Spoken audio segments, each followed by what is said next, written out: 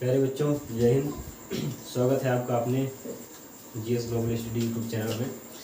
तो आज से पहले आपका जो पहला अध्याय है रासायनिक अभिक्रिया और समीकरण, वो लगभग समाप्त हो चुका था, लेकिन कुछ प्रश्नोत्तर रह गए थे जो आपके चैप्टर के लास्ट में रखे जाते हैं। तो आइए हम थोड़ा सा प्रश्नोत्तर देख लेते हैं। जैसे एक प्रश्न दिया गया है, अगर आप एनसीईआरटी पढ़ेंगे तो एनसीईआरटी में प्रॉपर दिए गए हैं, और अगर कोई अलग एडिशन की बुक आप पढ़ रहे हैं तो यहाँ पर स्वयं को जांचे करके एक पेज जो होता है वहाँ पर ये प्रश्न दिए गए हैं। तो आइए हम देखते हैं। ये प्रश्न हमारा पूछ रहा है कि कार्बन मोनोऑक्साइड में क्लोरीन के साथ अभिक्रिया कराने पर कार्बोनिल क्लोराइड जो बनता है वो किसका होता है। अर्थात हमारा प्रश्न ये है कि कार्बन मोनोऑक्साइड माने CO। आप जानते हैं कार्बन C होता है, ऑक्सीजन माने O है।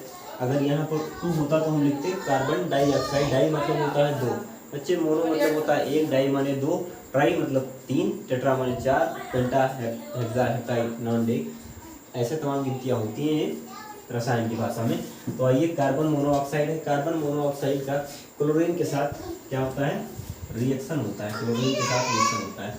क्लोरीन के संदर्भ में एक बात आपने जानी थी, क्लोरीन की संदर्भ में एक बात आपको पता होनी चाहिए कि ये जो गैस है वो यूनिमॉलिक्यूलर नहीं होता, मतलब कि ये सिंगल नहीं पाया जाता, 2 परमाणुओं के साथ पाया जाता है। ठीक है बच्चे, 2 परमाणुओं के साथ पाया गया।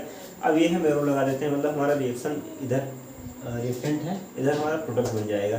प्रोडक्ट हमारा बनना है कार्बोनिल क्लोराइड COCl2। ठीक है, बैलेंस इसके बराबर है, COCl2 बन गया। अब COCl2 जो बन रहा है, तो हमारे प्रश्न में पूछा गया है कि ये किस प्रकार की अभिक्रिया का उदाहरण है। किस प्रकार मतलब संयोजन का उदाहरण है, या वियोजन का उदाहरण है, या प्रतिस्थापन का, या किसका, या नॉन ऑफ दीज दिया गया है। ठीक है ना।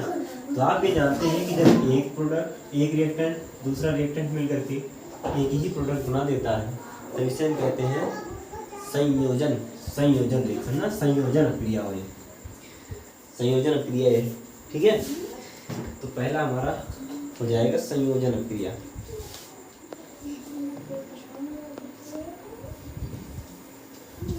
और दूसरा सवाल हमारा है कि कॉपर सल्फेट के विलयन में लोहे के टुकड़े को डाल देते हैं। कॉपर सल्फेट मतलब CuSO4। कॉपर सल्फेट के विलयन में हम क्या क्या डाल देते हैं, लोहे के टुकड़े को डाल देते हैं, Fe को डाल देते हैं। अब इसमें आप जानते हैं स्वाभाविक है, बन क्या जाएगा बच्चे, फेरस सल्फेट बन जाएगा, FeSO4 बन जाएगा, FeSO4 बन जाएगा। ठीक, और प्लस में क्या मिल जाएगा हमें, Cu बाहर निकल जाएगा, कॉपर बाहर निकल जाएगा। अब हम इसे क्या कहेंगे, ठीक, किस प्रकार का रिएक्शन होगा। अब आप देख रहे हैं कि Cu निकल जा रहा है सल्फेट से, और Fe जुड़ जा रहा है किससे, सल्फेट से। ठीक है, तो ये तो डिस्प्लेसमेंट हुआ। डिस्प्लेसमेंट माने प्रतिस्थापन हुआ, स्थान बदल रहा है ना, Fe अपना स्थान बदल रहा है, Cu अपना स्थान बदल रहा है। तो ये कैसा हुआ, प्रतिस्थापन। और ये क्या हुआ हमारा, ये हुआ आपका संयोजन, संयोजन क्रिया। अब तीसरा हमारा जो प्रश्न है वो ये दिखा रहा है कि प्रतिस्थापन अभिक्रिया निम्न में से किसका गुण है। हालांकि एल्कीन, एल्कान और पैराफिन और तमाम उदाहरण दिए गए। हालांकि जब आप एल्केन, एल्कीन, एल्काइन पढ़ेंगे तब वहाँ पर आप इसे समझ पाएंगे। ठीक है, हालांकि इसका ऑप्शन एल्कीन है, लेकिन क्या होता है कि जब संतृप्त कार्बन और असंतृप्त कार्बन की जब बात करते हैं तो हम एल्केन, एल्कीन और एल्काइन मतलब तीनों समूह को हम पढ़ते हैं, जो कि बांड के आधार पर, बंध के आधार पर बनाए गए हैं। आपके अध्याय में आगे वो हैं, आगे आपको बताए जाएंगे निश्चित ही।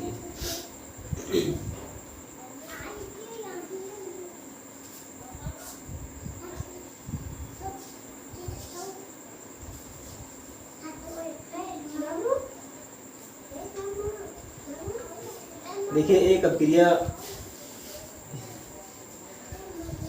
एक प्रश्न दिया गया है कि निम्न में से कौन सी उभय घटक अभिक्रिया नहीं, उभय घटक अभिक्रिया नहीं है। तो 4 रिएक्शन लिखे गए हैं, और ये पहले हम रिएक्शन को देख लेते हैं। AgNO3 माने silver nitrate plus NaCl, AgNO3 और NaCl, ठीक है। तो अब आप क्या देख रहे हैं यहाँ पर,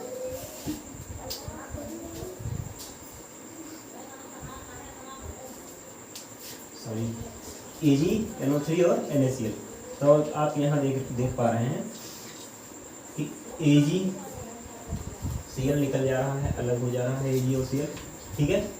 और NaNO3 अलग हमें प्राप्त होता है, NaNO3, ठीक है। यानी सोडियम नाइट्रेट और सिल्वर क्लोराइड, ठीक है। सिल्वर क्लोराइड में मिल गया और सोडियम नाइट्रेट मिल गया। तो यहाँ पर द्विविस्थापन हो रहा है, ठीक है। क्या हो रहा है, द्विविस्थापन, माने कि Ag तो अपना स्थान छोड़ रहा है, ठीक है, प्लस में Na भी अपना स्थान छोड़ रहा है, ठीक है। ये द्विविस्थापन प्रकार का हो गया। दूसरा लिया गया है NH4Cl,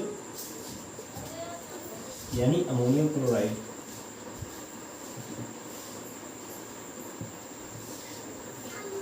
ये बन रहा है NH3 plus HCl, hydrochloric acid, ठीक है।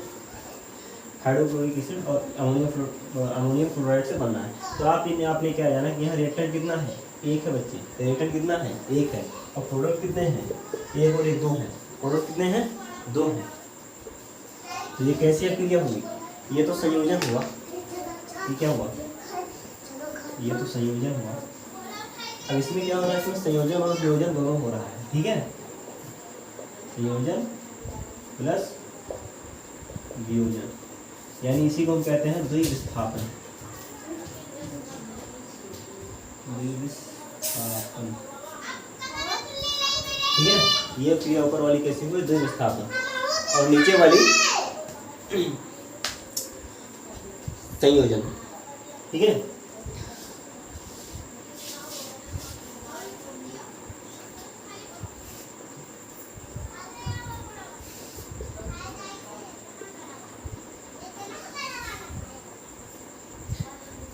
BaCl2 Na2SO4, यहाँ हम क्रिया कराते हैं तो हमें मिल कर जाता है बच्चे, Na और Cl निकल जाता है, ठीक है। Na और Cl अपना स्थान छोड़ देता है। Na की संख्या कितनी है, 2 है, और Cl की संख्या भी 2 है, इसलिए हमारा रिएक्शन बैलेंस है। यहाँ पर NaCl, अब बचता क्या है हमारे पास, BaSO4 बचता है, ठीक है। BaSO4 बचता है। तो यहाँ पर भी संयोजन वियोजन दोनों हो रहा है, मतलब कैसा हुआ है, द्विविस्थापन हुआ, ठीक है। इसके बाद एक और रिएक्शन लिखा है मेथनोइक का, CH3COOH प्लस NaOH। मेथनिक एसिड को सोडियम हाइड्रोक्साइड में क्रिया कराते हैं, ठीक है। तो अब हमें प्राप्त होता है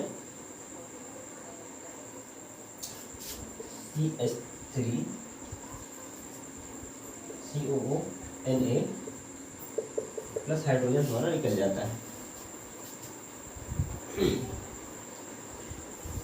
सॉरी हाइड्रोजन नहीं, H2O निकल जाता है, हमारा जल निकल जाता है। तो आप यहाँ देखिएगा, यहाँ पर भी EH और OH ये निकल जा रहा है लास्ट में, और ये हमारा Na कहाँ आ जा रहा है, यहाँ आ जा रहा है, ठीक है। तो यहाँ पर भी क्या हो रहा है बच्चे, द्विविस्थापन हो रहा है, द्विविस्थापन हो रहा है। तो ये पूछा जा रहा है हमारे सवाल में, ये पूछा गया है, ये 4 ऑप्शन दे करके हमारे सवाल में ये पूछा गया है कि निम्नलिखित में कौन सी उभय अपघटन अपक्रिया नहीं, अपघटन माने होता है टूटना, ठीक है। उभय मतलब होता है 2, उभय मतलब 2। तो कौन सी अपक्रिया है जो 2 बार नहीं टूट रही है, ठीक है। यानी सीधे सीधा कि द्विविस्थापन किसमें नहीं हो रहा है, तो द्विविस्थापन इसमें भी हो रहा है, इसमें भी हो रहा है, इसमें भी हो रहा है। तो हमारा करेक्ट आंसर क्या हो जाएगा बच्चे, ये वाली जो क्रिया है सेकंड नंबर की, ये हमारी, इसमें द्विविस्थापन नहीं हो रहा है। चलिए इसके बाद वाली रिएक्शन को हम देखते हैं।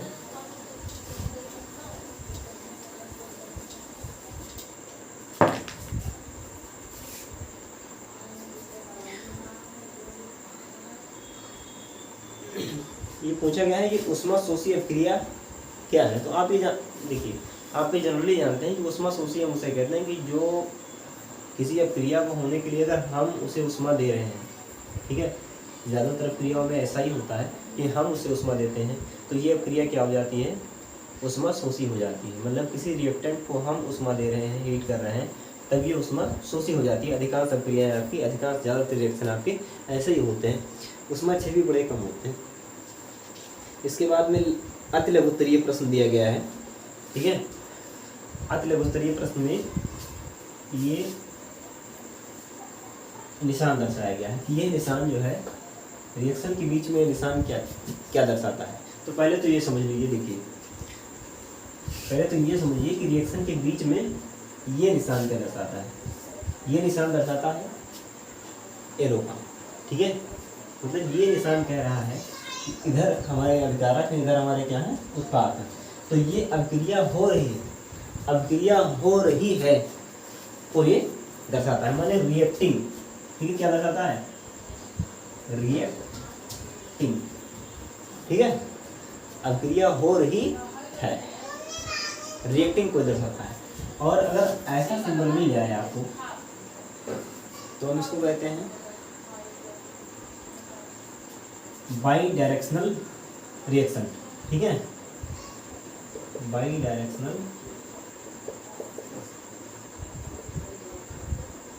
रिएक्शन या उत्कर्मणीय अभिक्रिया, उत्कर्मणीय। अब इसका मतलब होता है बच्चे, जैसे मान लिया जाए कि यहाँ पर कोई प्रोडक्ट है, कोई रिएक्टेंट है, कोई प्रोडक्ट बना रहा है, ठीक है। तो प्रोडक्ट बन गया, रिएक्शन खत्म हो गया, ठीक है। तो इसे हम कहते हैं यूनिडायरेक्शनल यानी अनुत्कर्मणीय, कि मतलब किसी अभिकारक से कोई उत्पाद बन जाए, बस बन जाए, इतना ही हो जाए, तो हम इसे कहते हैं अनुत्कर्मणीय। और अगर उस उत्पाद से फिर से अभिकारक बन जाए, उस उत्पाद से क्या बन जाए, फिर से अभिकारक बन जाए, तो हम इसे क्या कहते हैं, उत्कर्मणीय रिएक्शन। जैसे मान लिया जाए कि आपने क्या किया कि एक बर्तन में थोड़ा सा नमक डाल दिया, घोल दिया, अभी क्या बन गया, एक सॉल्यूशन बन गया ना, एक विलयन बन गया। तो नमक और पानी क्या थे, अलग अलग रिएक्टेंट थे। आपका सॉल्यूशन क्या है, प्रोडक्ट है। अब सॉल्यूशन को आप गर्म करेंगे तो पानी आपका भाप बन के उड़ जाएगा, नमक आपको मिल जाएगा। पानी भी प्राप्त कर सकते हैं आप और नमक भी प्राप्त कर सकते हैं, माने उनको अलग अलग भी किया जा सकता है। तो इस प्रोसेस को हम क्या कहते हैं, उत्कर्मणीय अभिक्रिया, ठीक है। जो दोनों तरफ से हो सके, मतलब रिएक्टेंट प्रोडक्ट को बना सके और प्रोडक्ट फिर से रिएक्टेंट में टूट सके, इसी को हम कहते हैं रिवर्सिबल या बाई डायरेक्शनल रिएक्शन या फिर उत्कर्मणीय अभिक्रिया। अगला प्रश्न है आपका, सोडियम क्लोरीन से अभिक्रिया करके सोडियम क्लोराइड बनाता है, ठीक है, बहुत अच्छी बात है। सोडियम क्लोरीन से क्रिया करके, क्लोरीन क्योंकि 2 होता है हमेशा, तो सोडियम को भी हम क्या कर देते हैं, 2 लिख देते हैं। क्या बनाता है वाला, सोडियम क्लोराइड बनाता है, जो कि कैसा रिएक्शन है, अरे एक अभिकारक की एक अभिकारक की मिलकर के प्रोडक्ट कितने बना रहे हैं, एक ही तो बना रहा है। तब ये क्या हो गया, एडिशनल रिएक्शन, मतलब कि संयोजन। इसमें तो कोई समझाने वाली बात नहीं है भाई, बचपन से पढ़ते आ रहे हो। चलिए एक और प्रश्न दिया गया है कि निम्नलिखित में से ऊष्माक्षेपी और ऊष्माशोषी अभिक्रियाओं को समझाइए। तो निम्नलिखित माने 10, 20 अभिक्रिया, 50 अभिक्रिया, 100 रिएक्शन आप लिख लीजिए। मैंने आपको बताया जहाँ पर प्लस के साथ कोई ऊर्जा लिखी हो, जैसे लिखा जाए +88 किलो कैलोरी, इसका क्या मतलब हो गया, इसका मतलब हो गया कि ऊष्माक्षेपी, ऊष्माक्षेपी। अगर आपको दिख रहा है ये कैसी हुई, ऊष्माक्षेपी। और अगर ये -88 लिख जाए किलो कैलोरी तक, ये ऊष्माशोषी होगी, ठीक है। तो अब जहाँ भी प्लस लगा हो, जैसे मान लिया जाए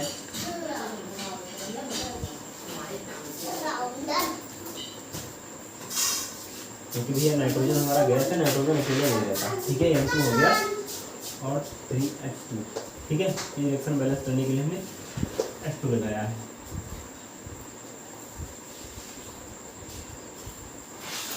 अब यहाँ पर हमें मिल गया NH3। ठीक है, दो लगा देते हैं, रिएक्शन हमारा बैलेंस हो जाता है। ठीक है, NH3 मिल गया। तो अब ये कितनी ऊष्मा को ये निकाल रहा है, कितनी, ये 22.4 किलो कैलोरी, यानी कि 22.4 किलो कैलोरी को निकाल रहा है। ये कैसा होगा बच्चे, ये हो गया आपका ऊष्मा क्षेपी। दूसरा रिएक्शन आपका लिया गया है N2+O2, क्योंकि ऑक्सीजन भी गैस है, नाइट्रोजन भी गैस है। ठीक है, N2+O2 हमारे बन रहे हैं नाइट्रस ऑक्साइड। कितने ऊष्मा निकालना है, सॉरी निकाल नहीं रहे बल्कि ले रहे हैं, ऊष्मा ये ले रहे हैं -43.2 किलो कैलोरी, 43.2 किलो कैलोरी। तो ये कैसे हो बच्चे, ये होगा आपके ऊष्मा शोषी प्रकार के,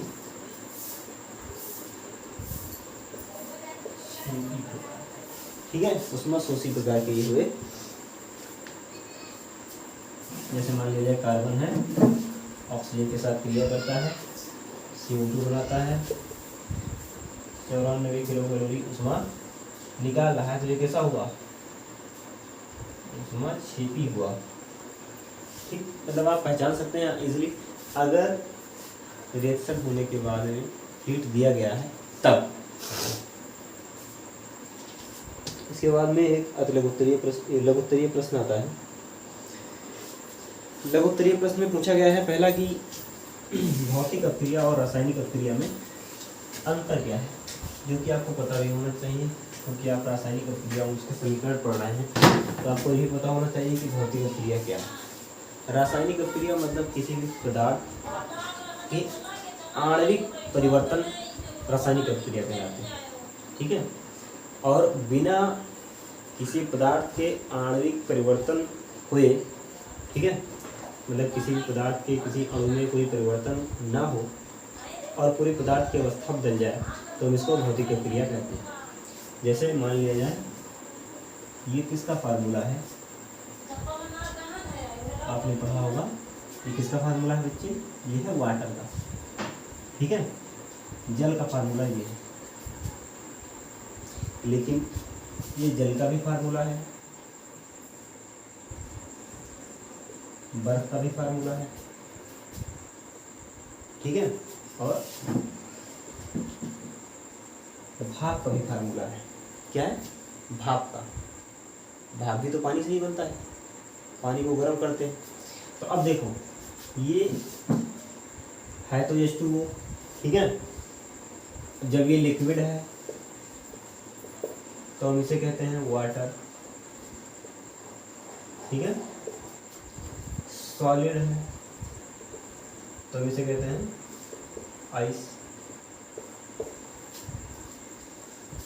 गैस है तो हम इसे कहते हैं वेपर। ठीक है, या स्टीम। ठीक है, गैस है तो क्या कहते हैं, वेपर कहते हैं। अब देखो फार्मूला तो इसका क्या है भैया, H2O ही है, फार्मूला H2O ही है, लेकिन देखो अभी ये द्रव है, ठोस है, गैस है, तो ये कैसा परिवर्तन है वाला, ये है फिजिकल चेंज या फिजिकल रिएक्शन। ठीक है, इसे ही हम भौतिक अपक्रिया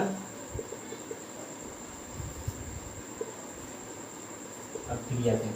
ठीक है, अच्छा यहाँ पर अवस्था कैसी बदले इससे मतलब नहीं, अगर इसके मॉलिक्यूल में कोई चेंज हो जाए, जैसे H2O है, ठीक है, अब H2O में से मान लीजिए H निकल, जैसे H2O जो आणविक संरचना होती है ऐसी होती है, ठीक है।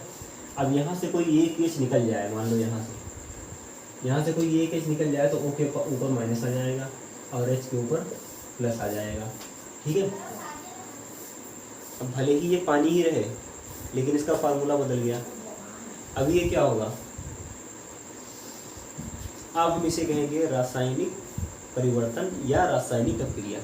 ठीक है। तो भौतिक परिवर्तन और रासायनिक परिवर्तन में अंतर जान गए। ये क्या हुआ, ये पानी ही है। ठीक है। कैसा पानी है, आयनित है। कैसा पानी है, अगर आपको दिख रहा हो माफ कीजिएगा, H2O की आणविक संरचना होती ऐसी होती है। ठीक है। और अगर इसमें से मान लो कोई एक एच निकाल दें तो यहाँ पर माइनस आ जाएगा, एच के पास प्लस हो जाएगा। ठीक है। अब ये क्या हो गया, ये आयनित हो गया। ये वाटर ही है वाला, लेकिन कैसा है, आयोनाइज्ड, यानी आयनित। आयनित पानी है, लेकिन अब ये कैसा हो गया, इसके रासायनिक जो मॉलिक्यूलर पोजीशन थी वो चेंज हो गई। ठीक है। रासायनिक स्थिति इसकी बदल गई, तो इसे हम रासायनिक अभिक्रिया कहेंगे और इस तरह के बदलने को हम भौतिक अभिक्रिया कहेंगे। तो बड़ा प्यारा प्रश्न था।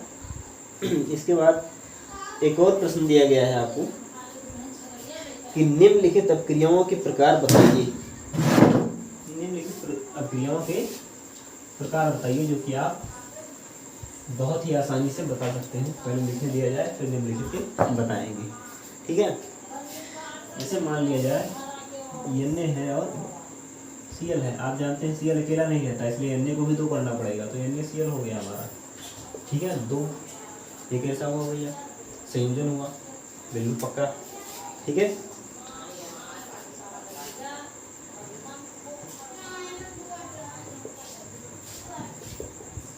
CH2 है, बना गया हमारे पास NH3 बन गया।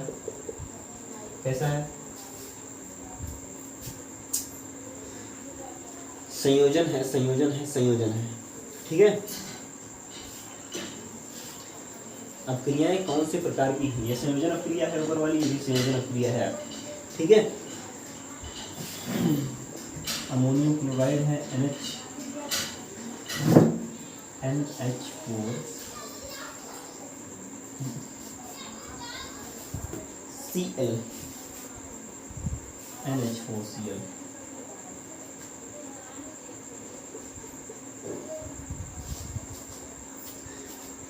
NH4Cl, NH4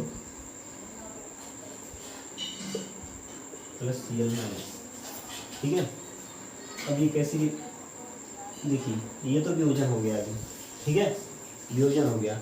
अब यहाँ पर प्लस माइनस इसलिए लगा है क्योंकि क्लोरीन ने हाइड्रोजन को छोड़ दिया है। अब अगर यहाँ पर NH3 हो जाता प्लस HCl होता, कोई दिक्कत नहीं थी। ठीक है। कोई दिक्कत नहीं थी, लेकिन हमारे पास NH3 नहीं हुआ है, NH4 है और Cl अकेला गया है, हाइड्रोजन को लेकर के नहीं गया, इसलिए हाइड्रोजन के पास प्लस आयन हो गया, धन आयन हो गया और क्लोरीन हमारा कैसा हो गया, ऋणायन हो गया। अब ये तो वियोजन अभिक्रिया देता है। ठीक है। लेकिन अगर हम ऐसे कर दें, मतलब अगर हम इन्हें फिर मिलाएंगे, अगर मान लिया जाए अगर हम इसे ही रिएक्टेंट बनाते हैं NH4 प्लस Cl माइनस, तो अभी क्या बन जाएगा वाला, NH4Cl ही बनेगा, मतलब कि यही बनेगा। तो इस रिएक्शन को उल्टा, ये रिएक्शन अगर ये दोनों मिलेंगे तो फिर यही बन जाएंगे। इसका क्या मतलब हुआ, ये रिवर्सिबल यानी उत्क्रमणीय रिएक्शन भी है। तो वियोजन के साथ देखिए, यूनिट डायरेक्शन में देखेंगे तो वियोजन है, यहाँ से देखेंगे तो संयोजन है, यहाँ से देखेंगे तो वियोजन है, यहाँ से देखेंगे तो संयोजन है। तो संयोजन और वियोजन के चक्कर में ना पड़िए यहाँ, क्योंकि संयोजन भी हो रहा है, वियोजन भी हो रहा है। इस रिएक्शन को, इस अभिक्रिया को हम सीधा सीधा कह देंगे ये उत्क्रमणीय अभिक्रिया है। कैसी है, उत्क्रमणीय, माने अभिकारक से उत्पाद बनना है, उत्पाद से फिर अभिकारक बनना है।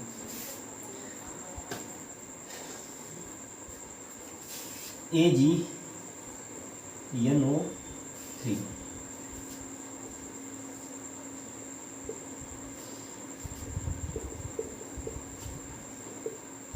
AgNO3 सिल्वर नाइट्रेट सिल्वर और नाइट्रेट अलग अलग टूट रहे हैं, ठीक है, सिल्वर और नाइट्रेट अलग अलग टूट जा रहे हैं प्लस माइनस आयन लेकर के। देखिए जब कोई बॉन्ड टूटता है तो आयनित होता है, इसलिए यहाँ आयन निकल गया, ठीक है। आयन में अंदर चक्राइएगा नहीं, आगे आप और पढ़ेंगे तो और क्लियर हो जाएगा आपको, ठीक है। तो Ag अलग हो गया और NO3 अलग हो गया, नाइट्रेट अलग हो गया। तो अब ये रिएक्शन किस प्रकार का है, ये है वियोजन, वियोजन प्रकार का है ना, वियोजन क्रिया है ये, ठीक है। चलिए हम देखते हैं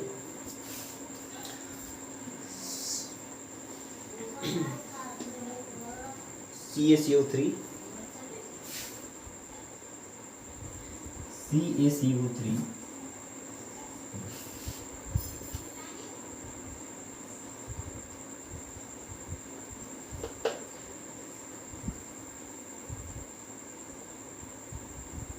CaO प्लस CO2। देखिए CaCO3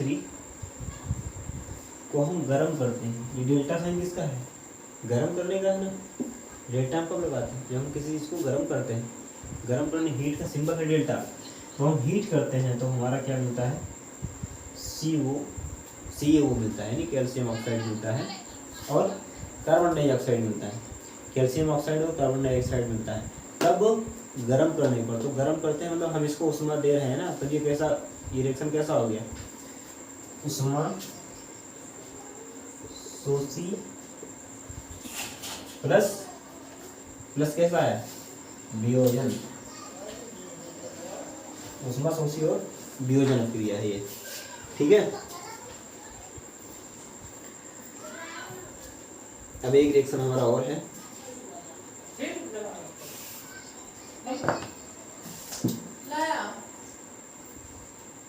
BaCO2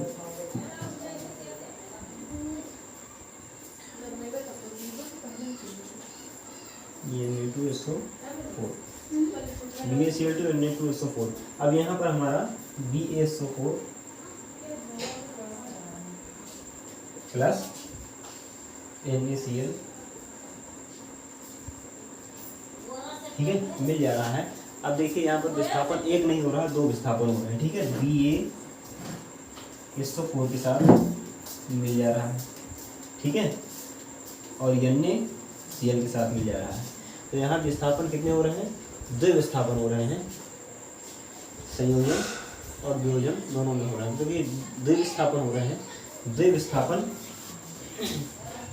तो ये रिएक्शन कैसा हो गया आपका, दो विस्थापन रिएक्शन हो गया, ठीक है। इसके बाद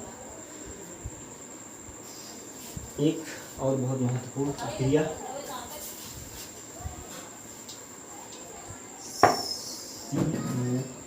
CH4 प्लस H2, ठीक है, C2H4 प्लस H2 दिया गया है। अब ये बन क्या रहे हैं, C2H6 बन रहे हैं, ठीक है, C2H6 बन रहे हैं। तो भी किस प्रकार की क्रिया होगी, अब देखो अभिकारक कितने हैं, दो हैं, ठीक है, अभिकारक दो हैं, उत्पाद एक है, तो ये संयोजन क्रिया होगी ना, हाँ संयोजन होगी। ठीक है, थोड़ा हम इसकी मॉलिक्यूलरिटी पर देख लें तो देखो C2H4 जो है तो कार्बन की इसमें दो मॉलिक्यूल हैं, ठीक है, हाइड्रोजन कितने हैं, हाइड्रोजन के 4 मॉलिक्यूल हैं। हमने जाना कार्बन की वैलेंसी कितनी होती है, कार्बन की वैलेंसी होती है 4, कार्बन की वैलेंसी होती है 4। तो वैलेंसी को बैलेंस करने के लिए अब देखो हाइड्रोजन हमने 4 लगा दिया CH4 पे, अब कार्बन की चारों वैलेंसी देखो, यहाँ पर 2 बॉन्ड है 2 हाइड्रोजन लगे हैं, 2 बॉन्ड है 2 हाइड्रोजन लगे हैं। तो अभी ये कैसा हमारा कार्बन है, ये हमारा कार्बन असंतृप्त है, असंतृप्त है। असंतृप्त का मतलब होता है जिसके पास कोई एक्स्ट्रा बॉन्ड या एक्स्ट्रा इलेक्ट्रॉन हो उसे हम असंतृप्त कहते हैं। जिसके पास कोई एक्स्ट्रा बॉन्ड मतलब इलेक्ट्रॉन ही होता है, तो कोई एक्स्ट्रा इलेक्ट्रॉन अगर इसके पास है तो हम इसे असंतृप्त ही कहेंगे। अब 2 हमने क्या दे दिया, हाइड्रोजन दे दिया, 2 हाइड्रोजन देंगे हम तो एक बंद हमारा टूट जाएगा, एक बंद टूट जाएगा हमारा, जैसे आधा इधर लटक गया आधा इधर लटक गया, एक हाइड्रोजन यहाँ एक हाइड्रोजन इधर, ठीक है। तो अभी हमारे पास क्या बन गया वाला, पहले तो यहाँ कैसा था, ऐसा था, अब हमारे पास क्या बन गया,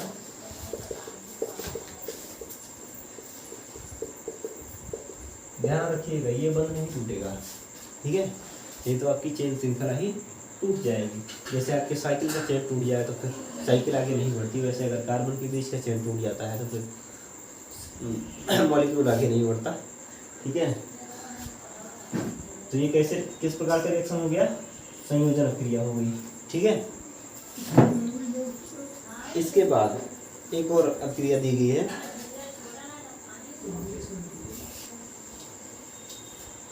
H2O है, ये हाइड्रोजन में टूट जा रहा है और ऑक्सीजन में टूट जा रहा है। ठीक है, तो वियोजन हुआ, सीधी सीधी बात, वियोजन ही है।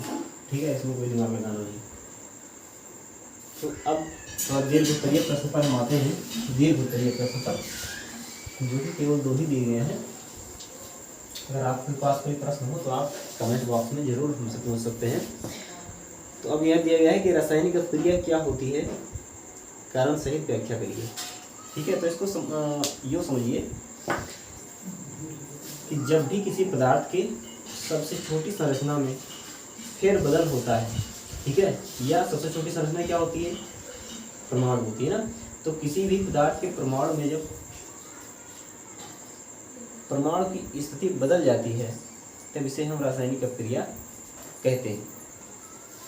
ठीक है, अब कारण क्या है इसके रासायनिक अभिक्रिया होने के, कारण है ऊर्जा। यदि वो परमाणु हमें ऊर्जा देना चाहता है या हम उसे ऊर्जा दे रहे हैं, कोई भी रिएक्शन बिना ऊर्जा दिए नहीं होता। जब तक आप ऊर्जा नहीं देंगे या ऊर्जा उससे आप नहीं देंगे तब तक रिएक्शन नहीं होगा। ठीक है, तो ऊर्जा का ट्रांसफर ये मुख्य कारण होता है इसका। और दूसरा दिया गया है अपघटन अभिक्रिया क्या होती है। अपघटन अभिक्रिया के प्रकार को उदाहरण सहित समझाइए। जैसे अपघटन माने टूटना। ठीक है, तो टूटने में तो भी आपने पढ़ा संयोजन और वियोजन। संयोजन वियोजन में क्या होता है, टूट जोड़ ही हो रहे हैं। ठीक है, तो यही अगर कोई भी पदार्थ है उसके सबसे न्यूनतम अणु जो है यानी परमाणु, ठीक है, तो वह परमाणु जब टूट जाते हैं, टूटने का मतलब हो गया कि परमाणु को थोड़ा विभाजित नहीं किया जा सकता। पहले तो ये जान लीजिए। ठीक है, परमाणु के टूटने का मतलब उनकी संरचना चेंज हो जाए, बदल जाए, वही होते हैं अपघटन। ठीक है, यानी डीकम्पोजिशन रिएक्शन आप पहले पढ़ाया जा चुका है आपको, प्रीवियस लेक्चर उठा करके देख लीजिएगा, थोड़ा विस्तार से आप समझ जाएंगे। इसके बाद अगली कक्षा आपकी अम्ल क्षार एवं लवण की होगी। ठीक है, यानी एसिड बेस और साल्ट की। चलिए, बहुत बहुत धन्यवाद। जय हिंद।